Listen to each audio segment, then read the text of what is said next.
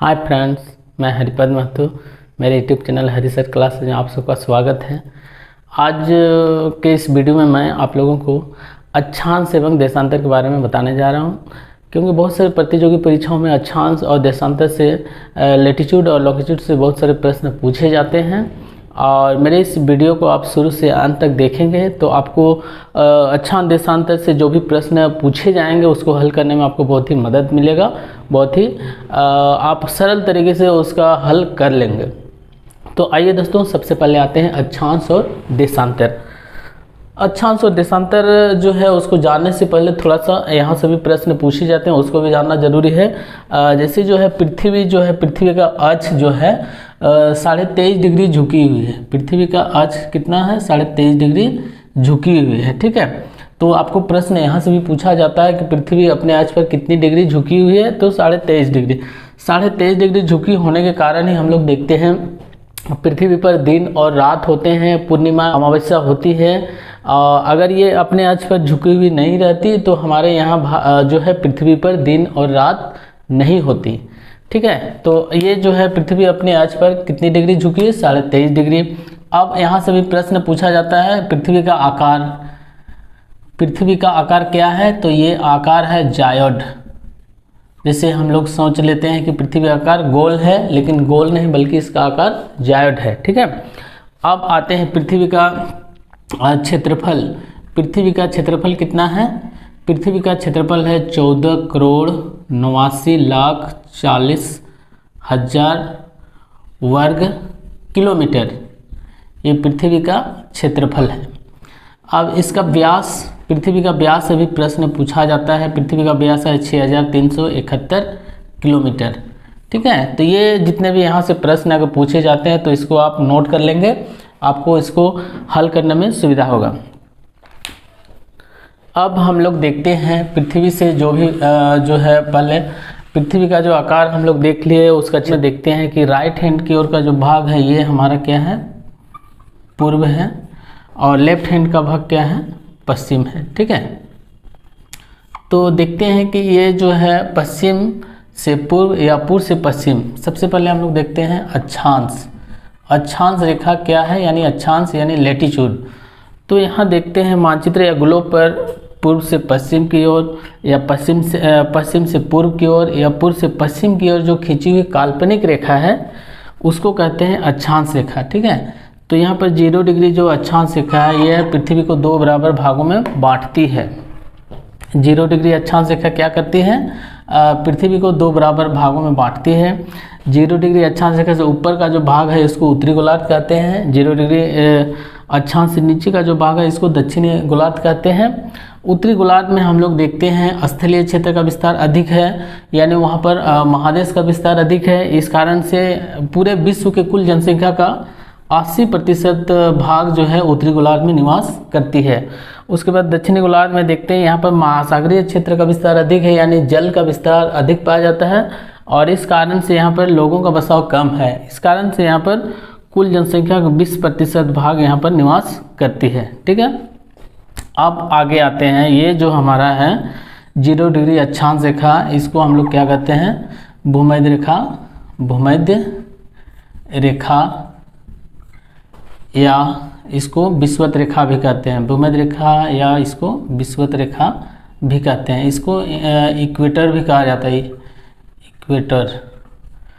तो ये जो हमारा है 0 डिग्री अक्षांश रेखा या भूमध्य रेखा है, यहाँ पर देखते हैं सूर्य की किरणें सालों भर सीधी पड़ती हैं, और इस कारण से यहाँ दिन और रात की अवधि लगभग समान होती है। यहाँ पर सूर्य की किरणें सीधी पड़ने के कारण यहाँ तापमान भी ऊंचा पाया जाता है। उसके बाद देखते हैं 23.5 डिग्री, जो 23.5 डिग्री उत्तरी अक्षांश रेखा, इसको कहते हैं कर्क रेखा। कर्क रेखा, ट्रॉपिक ऑफ कैंसर।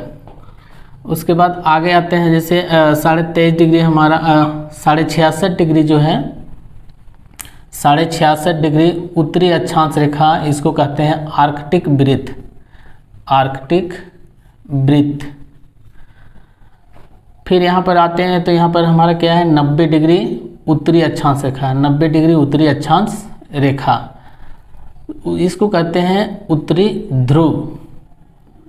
इसको क्या कहते हैं, उत्तरी ध्रुव यानी नॉर्थ पोल। ठीक है, अब 0 डिग्री अक्षांश रेखा से नीचे की ओर आते हैं तो 23.5 डिग्री हमारा दक्षिणी अक्षांश रेखा है, 23.5 डिग्री साउथ, इसको कहते हैं मकर रेखा, मकर रेखा, ट्रॉपिक ऑफ कैप्रिकॉर्न। उसके बाद आते हैं 66.5 डिग्री, 66.5 डिग्री जो दक्षिणी अक्षांश रेखा है, इसको कहते हैं अंटार्कटिक वृत्त, अंटार्कटिक वृत्त। और उसके बाद इसी प्रकार से है यहाँ पर 90 डिग्री दक्षिणी अक्षांश रेखा, दक्षिणी अक्षांश, इसको कहते हैं दक्षिणी ध्रुव। क्या कहते हैं, दक्षिणी ध्रुव यानी साउथ पोल, दक्षिणी ध्रुव, इसको साउथ पोल कहते हैं। ठीक है, इस प्रकार से देखा जाता है कि 0 डिग्री अक्षांश रेखा या भूमध्य रेखा से ऊपर की ओर जाते हैं तो कुल अक्षांश रेखाओं की संख्या कितनी है, 90। उत्तर की ओर कितना है, 90। और फिर 0 डिग्री अक्षांश रेखा नीचे की ओर आते हैं तो यहाँ भी हमारे अक्षांश रेखाओं की संख्या कितनी है, 90। यानी दक्षिण की ओर भी हमारे कितनी अक्षांश रेखा है, 90 है। तो इस प्रकार से 90 और 90 मिला करके हमारा कितना हुआ, 180। और 180 अक्षांश रेखा प्लस एक जो है हमारा 0 डिग्री जो अक्षांश रेखा जिसको भूमध्य रेखा कहते हैं, इसको भी मिला देते हैं तो हमारा अक्षांश रेखाओं की संख्या कितनी हुई, 181 अक्षांश रेखा। ठीक है, नीचे क्लास में हम लोग पढ़ते आए हैं कि अक्षांश रेखाओं की संख्या कितनी है, तो 180 यानी 0 डिग्री अक्षांश रेखा से नीचे की ओर जाएंगे दक्षिण की ओर तो हमारे अक्षांश रेखा से कितनी है, 90 है। 0 डिग्री अक्षांश रेखा से उत्तर की ओर जाएंगे तो यहाँ पर भी अक्षांश रेखाओं की संख्या कितनी है, 90 है। यानी इस प्रकार से हम लोग देखते हैं कि 180 अक्षांश रेखा है। लेकिन यहाँ पर हम लोग का बीच में जो है जो 0 डिग्री अक्षांश रेखा है जो पृथ्वी को 2 बराबर भागों में बांटता है, ये भी एक हमारा रेखा है, इसलिए इसको मिला करके हमारा अक्षांश रेखाओं की संख्या कितना हुआ, 181। ठीक है, अब आते हैं जैसे हम लोग जो है अक्षांश रेखाओं की विशेषता को जानते हैं। विशेषता मतलब है कि अक्षांश रेखाओं के द्वारा दिन रात, उसके अलावा देखते हैं कि तापमान या जलवायु का जो वितरण होता है, जलवायु को प्रभावित करती है। और देखते हैं जैसे ये जो हमारा 0 डिग्री अक्षांश रेखा है जिसको भूमध्य रेखा कहते हैं, यहाँ पर जो है इसका जो कुल दूरी है 40,069 किलोमीटर। भूमध्य रेखा की कुल लंबाई कितनी है, 40,069 किलोमीटर। और उसी प्रकार से कर्क रेखा की लंबाई है 36,788 किलोमीटर। और उसी प्रकार से जो है मकर रेखा की लंबाई भी उतनी ही है, 36,788 किलोमीटर। अब यहाँ प्रश्न पूछा जाता है कि जो है एक अक्षांश रेखा से दूसरे अक्षांश रेखा का मध्य की जो दूरी है, एक अक्षांश रेखा से दूसरे अक्षांश रेखा के मध्य की जो दूरी है, 1 डिग्री अक्षांश रेखा की दूरी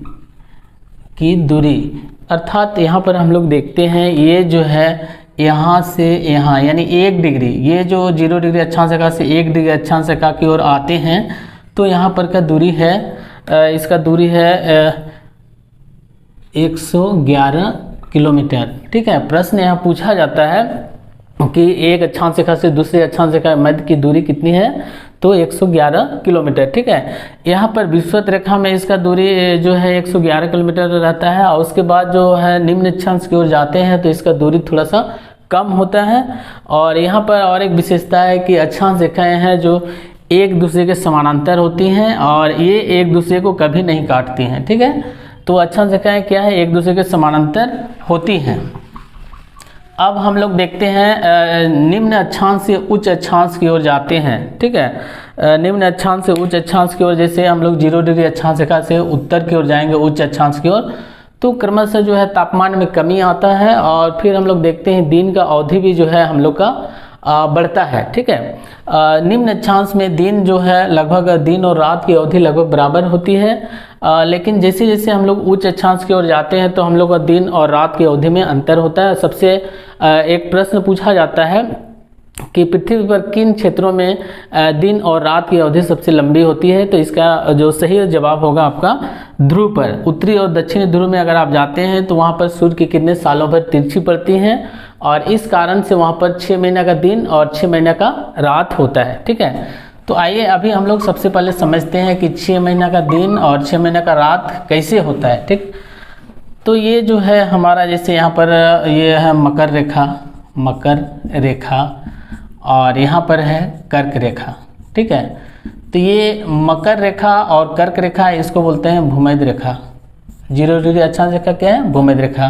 तो ये सूर्य की किरणें जो हैं इन्हीं क्षेत्रों में सीधी पड़ती हैं। कर्क रेखा और मकर रेखा के मध्य ही सूर्य की किरणें सालों में सीधी पड़ती हैं। ठीक है, और इस कारण से यहाँ पर तापमान ऊंचा रहता है ये क्षेत्र में, इसलिए इसको कहा जाता है उष्णकटिबंध। इसको क्या कहते हैं? उष्णकटिबंधीय क्षेत्र।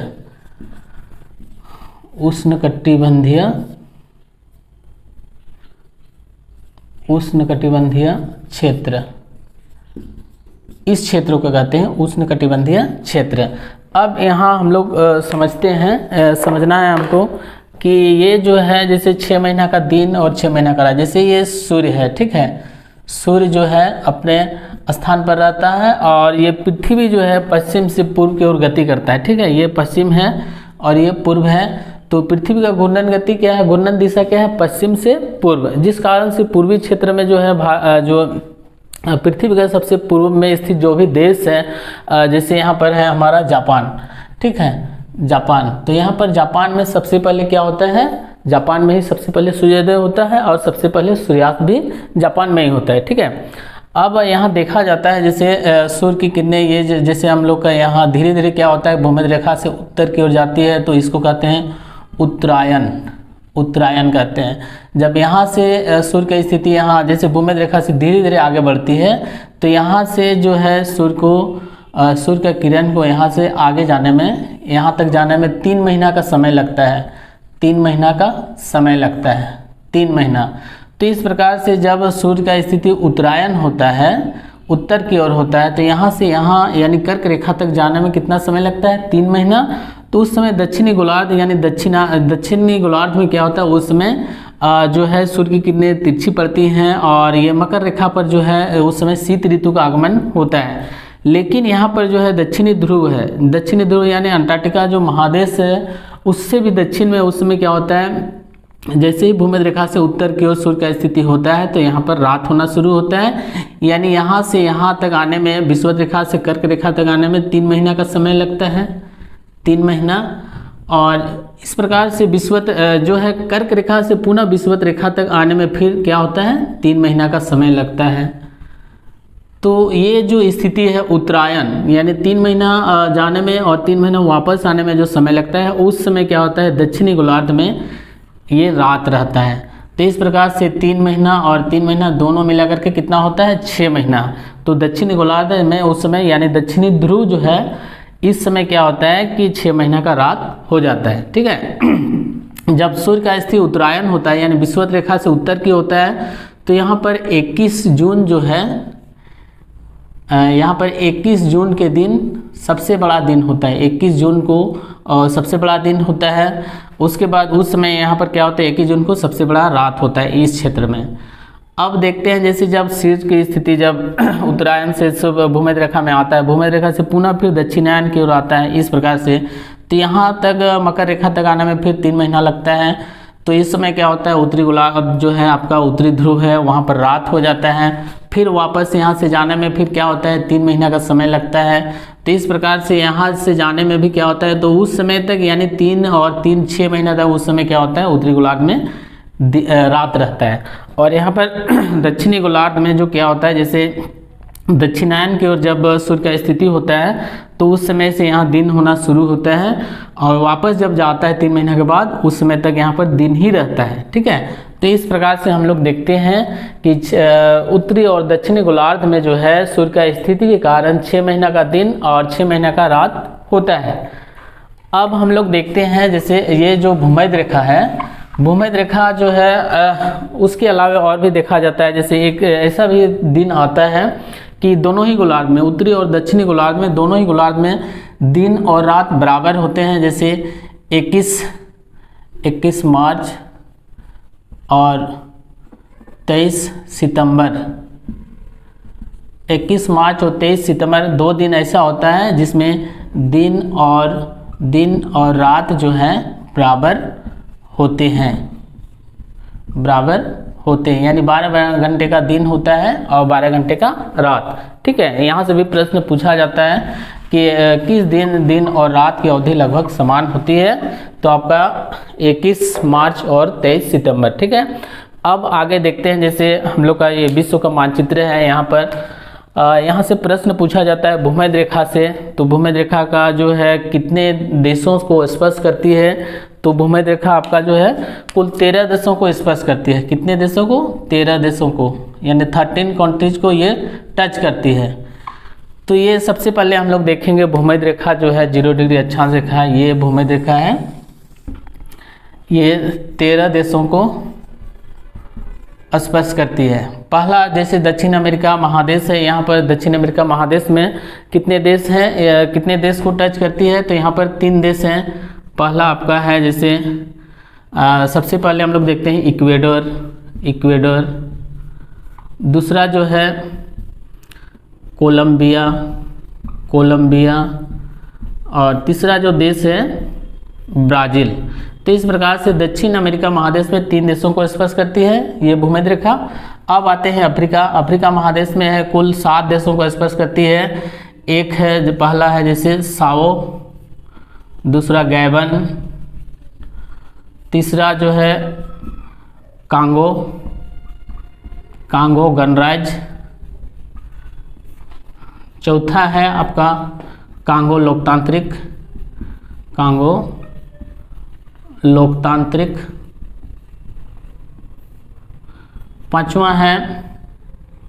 पांचवा है आपका युगांडा, छठा है केन्या, और 7वां जो देश है आपका सोमालिया। तो ये यहाँ से प्रश्न पूछा जाता है, अफ्रीका महादेश के 7 देशों को स्पर्श करती है। यहाँ पर आपका 3 है, यहाँ पर 7 है। अब एशिया महादेश में 3 देश को स्पर्श करती है। पहला जैसे हम लोग का है माले, दूसरा इंडोनेशिया जो आपका है जावा एवं सुमात्रा 2 द्वीप है, 2 द्वीपों से मिलकर बना है। और तीसरा जो देश है किरीमाती। ये 3 देश हैं, एशिया में 3 देश हुए, और अफ्रीका महादेश में 7, और ये दक्षिण अमेरिका महादेश में 3। इस प्रकार से कुल 13 देशों को क्या है भूमध्य रेखा स्पर्श करती है। अब हम लोग देखते हैं अक्षांश रेखा में, जो है अक्षांश रेखा में सबसे जो महत्वपूर्ण होता है कि आपको जानना है कि निम्न अक्षांश से उच्च अक्षांश की ओर आएंगे तो तापमान में क्या होगा, कमी आता है। और जो है जैसे ध्रुवों की ओर जाते हैं तो क्रमशः तापमान इतना नीचे चला जाता है कि सालों भर वो बर्फ से ढका रहता है, जिस कारण से उन क्षेत्रों में ये दक्षिणी ध्रुव और ये उत्तरी ध्रुव यहाँ पर बहुत ही कम जीवन पाया जाता है, जीव जंतु वहाँ बहुत ही कम पाए जाते हैं। अब इसी में हम लोग देखते हैं अक्षांश के बाद हम लोग देखेंगे अब देशांतर। तो ये देशांतर रेखा जो है, देशांतर पहले क्या है उसको पहले देख लेते हैं। देशांतर यानी लॉन्गिट्यूड, देशांतर रेखा। ये जो है हमारा ग्लोब है या फिर मानचित्र है, वहाँ पर 2 प्रकार की रेखा देखी जाती है। एक है पूरब से पश्चिम की ओर और एक है उत्तर से दक्षिण की ओर। इसको सीधी लाइन कहते हैं और इसको आड़ी या तिरछी लाइन कहते हैं। ये आपका वर्टिकल हुआ और ये आपका हॉरिजॉन्टल लाइन, ठीक है। तो ये मानचित्र या ग्लोब पर हम लोग देखेंगे उत्तरी ध्रुव और ये है दक्षिणी ध्रुव। ग्लोब या मानचित्र पर उत्तरी ध्रुव को दक्षिणी ध्रुव से मिलाने वाली जो काल्पनिक रेखाएं हैं उसको कहते हैं देशांतर रेखा, ठीक है। क्या कहते हैं? देशांतर रेखा कहते हैं। और ये देशांतर रेखा जो है ग्लोब पर जो हम लोग देखते हैं बीचों बीच जो ये देशांतर रेखा है इसको 0 डिग्री देशांतर रेखा कहते हैं। और 0 डिग्री देशांतर रेखा से राइट हैंड यानी आगे का और भाग जो क्या है ये पूर्वी देशांतर हुआ, पूर्वी देशांतर। और जो 0 डिग्री देशांतर है इससे लेफ्ट यानी पश्चिम की ओर जो भाग पीछे का जो भाग है इसको पश्चिमी देशांतर कहते हैं, पश्चिमी देशांतर। पश्चिमी देशांतर। इस प्रकार से इधर का भाग हुआ पूर्वी देशांतर और ये भाग हुआ आपका पश्चिमी देशांतर, ठीक है। अब हम लोग देखते हैं ये जो 0 डिग्री देशांतर रेखा है, यहाँ से आगे की ओर बढ़ते हैं, इस प्रकार से ऐसे आगे जाते हैं तो एक एक करके हमारे देशांतर रेखाओं की संख्या कितनी है, 179, ठीक है। ये देशांतर रेखाओं की संख्या कितनी है, पूर्व की ओर जाएंगे, पूर्वी यानी पूर्वी देशांतर की ओर जाते हैं, 0 डिग्री देशांतर से पूर्व की ओर जाते हैं तो 179, 179 देशांतर रेखाएं हैं। यहाँ से पश्चिम की ओर आते हैं इसी प्रकार से, तो यहाँ पर भी हम लोग को कितनी देशांतर रेखाएं हैं, 179। पश्चिम की ओर जाते हैं तो पश्चिम में भी 179 देशांतर रेखाएं हैं, ठीक है। अब यहाँ देखते हैं कि ये 0 डिग्री एक देशांतर रेखा है, 0 डिग्री देशांतर को भी हम लोग, ये 0 डिग्री देशांतर, ये भी एक देशांतर रेखा है। और 0 डिग्री देशांतर के जस्ट पीछे, यानी ग्लोब हमारा क्या है, गोल है, तो गोल है इस कारण से इसके जस्ट पीछे हम लोग देखेंगे और एक देशांतर रेखा है जिसको कहते हैं 180 डिग्री देशांतर, 180 डिग्री देशांतर रेखा। तो ये 180 डिग्री देशांतर रेखा कितना है, एक ही है। तो इस प्रकार से पूर्व की ओर जो 0 डिग्री देशांतर से पूर्व की ओर आते हैं तो 179, 0 डिग्री देशांतर से पश्चिम की ओर आते हैं तो 179 और 0 डिग्री देशांतर मिला के ये एक है। उसके बाद जो हमारा है 180 डिग्री देशांतर रेखा, ये सबको मिलाते हैं तो हमारा देशांतर रेखाओं की संख्या कितना है, 360, ठीक है। यहाँ पर अब देखते हैं देशांतर रेखाओं की संख्या कितनी हुई, 360। अब ये देखना है जैसे 360 देशांतर है तो सूर्य जो है, जैसे जो पृथ्वी है हमारा पश्चिम से पूर्व की ओर घूमता है, यानी घूर्णन गति क्या है, पश्चिम से पूर्व की ओर है।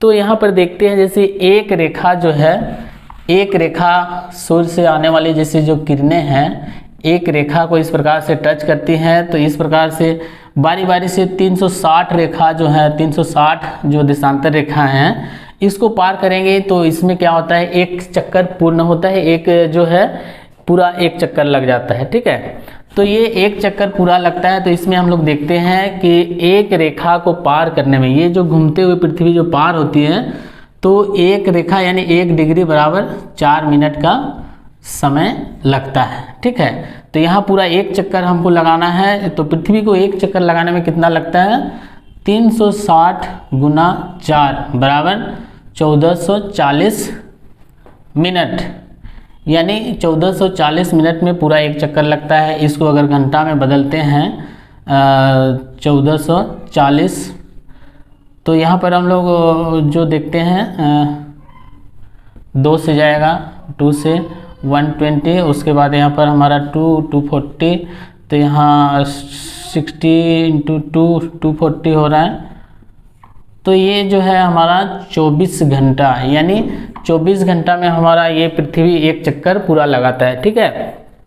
तो यहाँ पर अब ये हम लोग को देखना है कि जैसे ये जो बीचों बीच जो 0 डिग्री देशांतर रेखा है, 0 डिग्री देशांतर रेखा को हम लोग क्या कहते हैं, अंतर्राष्ट्रीय मानक समय रेखा कहते हैं। अंतर्राष्ट्रीय मानक समय रेखा यानी GMT, Greenwich mean time.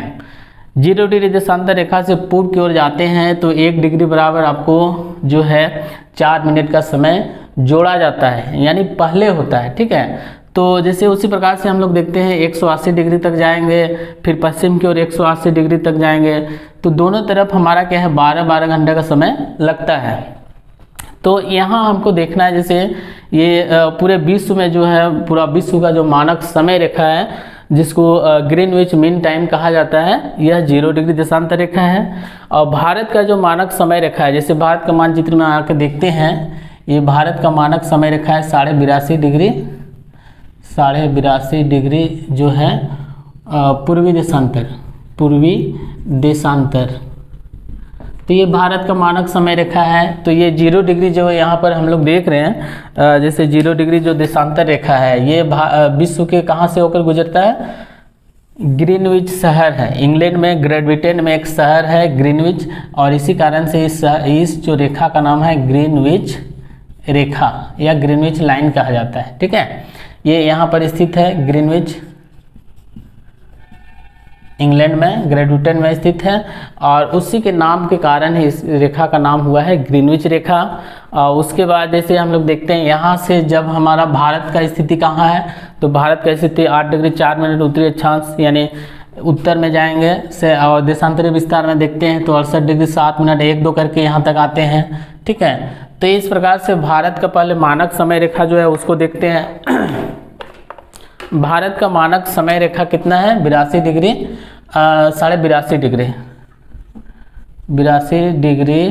82 degree क्या है, पूर्वी देशांतर। ठीक है, भारत का मानक समय रेखा है 82.5 डिग्री पूर्वी देशांतर। यहाँ से हम लोग देखते हैं 0 डिग्री से पूरब है, यानी हम लोग का क्या है कि 1 डिग्री में 4 मिनट का समय जुड़ेगा बढ़ेगा, तो 82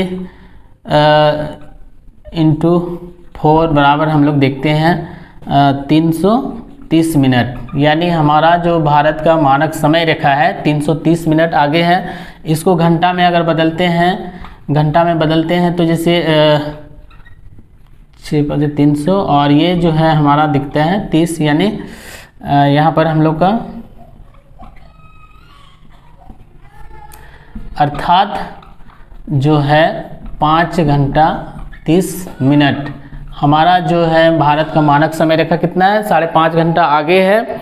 और ये जैसे प्रश्न पूछा जाता है कि अंतर्राष्ट्रीय मानक समय रेखा से भारत का मानक समय रेखा कितना आगे है, तो आपका 5.5 घंटा आगे है, यहाँ पर प्लस होगा। ठीक है, 0 डिग्री देशांतर रेखा से पूर्व की ओर जाएंगे तो 1 डिग्री बराबर 4 मिनट समय जुड़ेगा, पश्चिम की ओर आएंगे तो 1 डिग्री में हमारा 4 मिनट 1 डिग्री में 4 मिनट समय क्या होगा, माइनस होगा।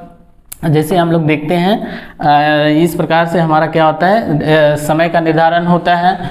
फिर अब आगे देखते हैं, जैसे 180 डिग्री एक है, 180 डिग्री हमारा क्या है, देशांतर रेखा है। 180 डिग्री देशांतर रेखा, 180 डिग्री देशांतर रेखा को अंतर्राष्ट्रीय तिथि रेखा कहते हैं, अंतर्राष्ट्रीय तिथि रेखा। ठीक है, इंटरनेशनल डेट लाइन कहा जाता है। यह जो है हम लोग का एक सम्मेलन हुआ था 1884 ईस्वी में, कि कब, 1884 ईस्वी में अमेरिका USA के वाशिंगटन शहर में, वाशिंगटन जो शहर है वहाँ पर 1884 में बैठक हुआ। उसी समय ये घोषणा किया गया कि 180 डिग्री जो देशांतर रेखा है इसको अंतर्राष्ट्रीय तिथि रेखा के रूप में उसको मान्यता भी दिया गया। ठीक है, तो ये जो है हम लोग का अक्षांश और देशांतर, इस प्रकार से अक्षांश देशांतर से बहुत सारे प्रश्न पूछे जाते हैं, तो आप इस प्रकार जो है इस आसानी से आप उसका जो है उसका सॉल्व कर सकते हैं, उस प्रश्न का उत्तर दे सकते हैं, कहीं पर भी किसी प्रकार का समस्या नहीं हो सकता है। ठीक है, तो ये जो देखते हैं कि अक्षांश और देशांतर, इसको आप अच्छे से समझ लिए। और ये जो है हमारा ये अक्षांश देशांतर यानी लैटिट्यूड और लॉन्गिट्यूड है, यहाँ से जो भी प्रश्न पूछे जाएंगे उसको आशा है आप अच्छे से इसको लिख लेंगे, उसका प्रश्नों का उत्तर अच्छे से देंगे। ठीक है, तो ये जो है आपको ये वीडियो कैसा लगा, आशा है आपको ये अच्छा लगा होगा। और इस प्रकार से और भी वीडियो आपको मिलते रहेंगे, तो तब तक के लिए आप जो है इस चैनल में नए हैं तो मेरे इस YouTube चैनल को सब्सक्राइब, शेयर और कमेंट करना नहीं भूलेंगे। तब तक के लिए जय हिंद।